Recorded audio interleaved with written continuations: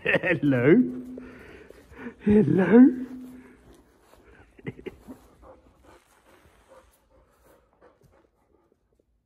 Hello everybody, welcome to number 27. I'm Jack and this is a stunning Iso Grifo. Now this is a car which is absolutely fascinating in its own right, but it's even more interesting because of some strange links that it has.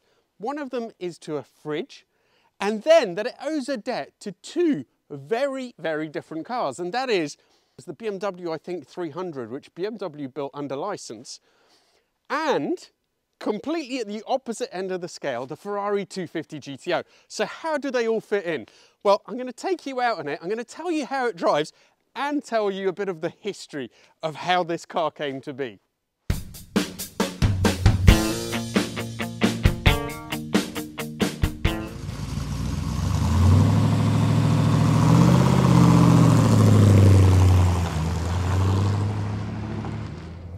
So the Iso follows a familiar recipe by now of having the Italian clothes but with the American sort of engine and engineering.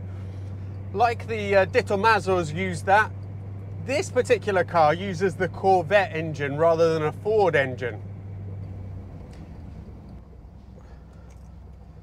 Now driving it is an interesting experience, for one thing, because this is a very rare right-hand drive car. When they did the conversion, they didn't bother moving the gear stick. As a result, it's literally such a stretch to change gear. It's a manual, which is nice to see. 4-speed manual, quite a stiff gear change, but quite satisfying to use. It's a bit of an assault to the senses driving this, because from getting into the car, which is, I find, really tricky, this wheel is so low. Too low. The wheel's sort of right in between your legs. And so getting in is a little bit tricky, especially if you're taller, I guess, like me. Then the steering is incredibly heavy at parking speeds. The gear shift and the clutch, incredibly heavy. The brakes, they're the sort of brakes that you don't get in modern cars. It's such a stiff pedal. I really like that because you get so much feedback from them.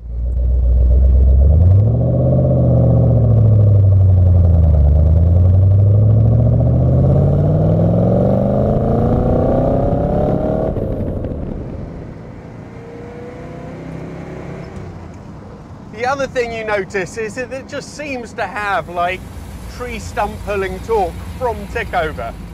You could almost just sort of adjust it on the clutch. You don't need to rev it when you're sort of parking it around because it just feels like a really torquey lump.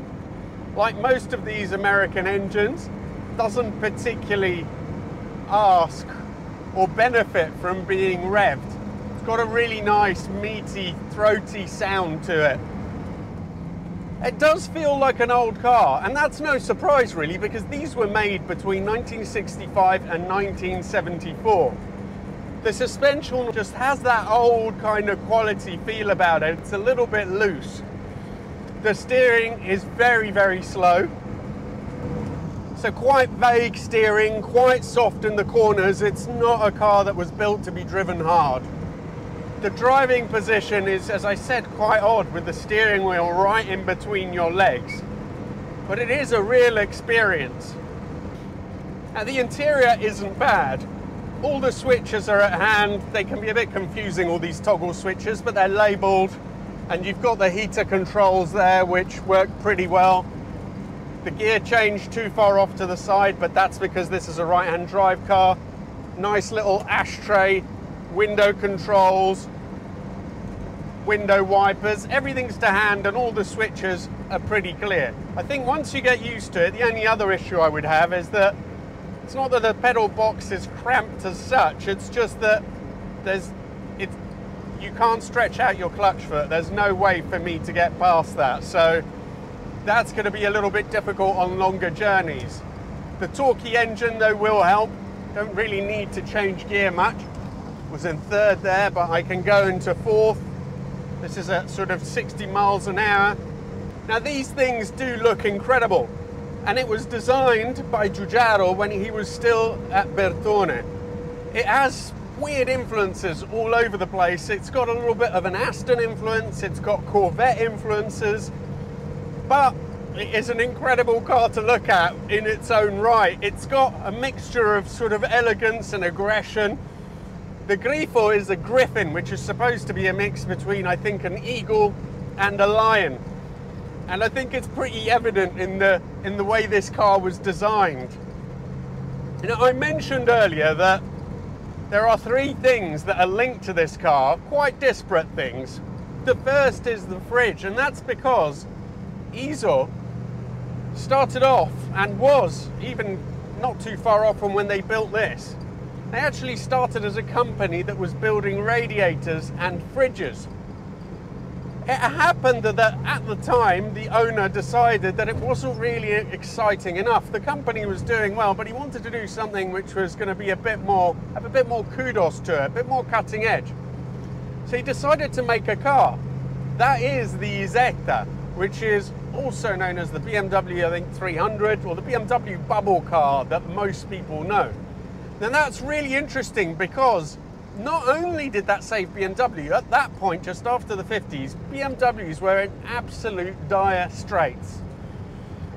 That car made under license, I think they made 300,000 of them.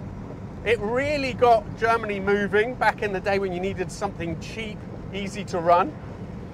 But also the money that came back to Iso for the license fee of building it. Shouldn't have touched that. Hold on, let's try having it like that, yeah.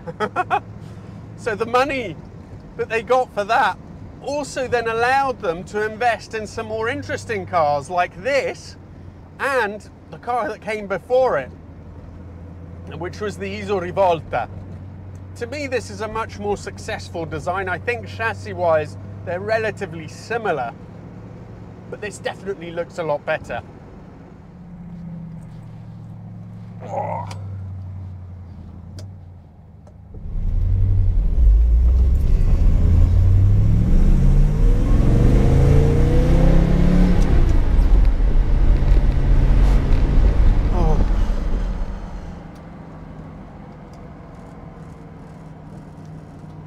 Really is a brutish car to maneuver this.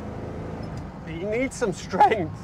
So the Ferrari 250 GTO is perhaps the most iconic car of all time. So how is the Grifo linked to that?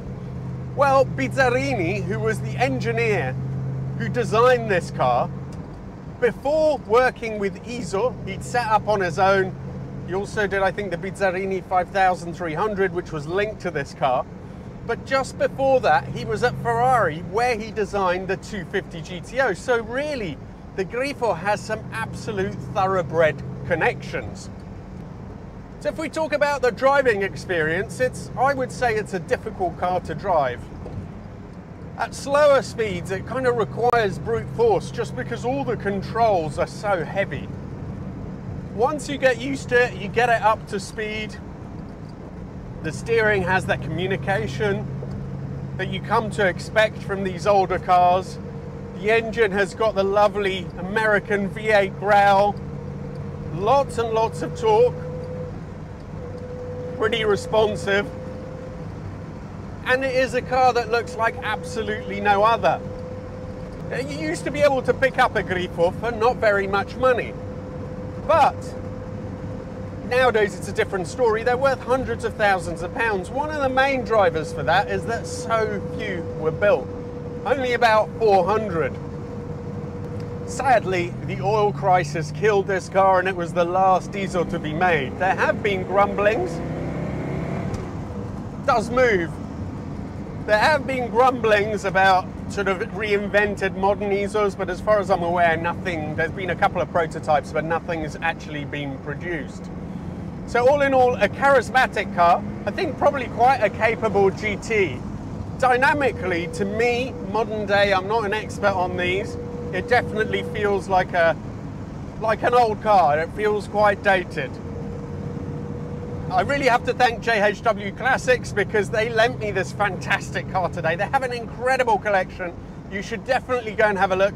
They rent the cars out to businesses for films, for weddings, things of that kind. So go and have a look at their website, and thank you again for this incredible privilege of driving this super rare car.